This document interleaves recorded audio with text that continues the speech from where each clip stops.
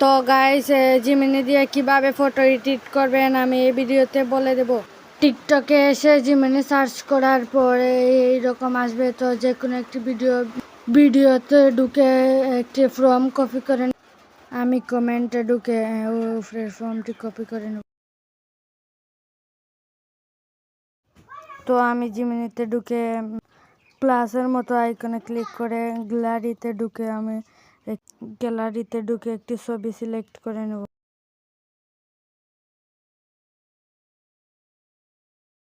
তো আমি গ্যালারিতে ঢুকে এই ছবিটি সিলেক্ট করেছি। তারপর ডোনে ক্লিক করে যে কোনো একটি ফর্ম দিয়ে নেবেন।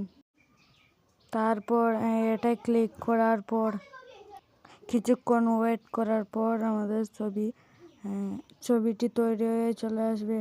আর আমার ভিডিওটি ভালো লাগলে লাইক সাবস্ক্রাইব অবশ্যই করবেন। আর এইরকম ভিডিও পেতে আমার চ্যানেলটি সাবস্ক্রাইব করবেন। আজকের ভিডিও এই পর্যন্তই। সবাইকে ধন্যবাদ।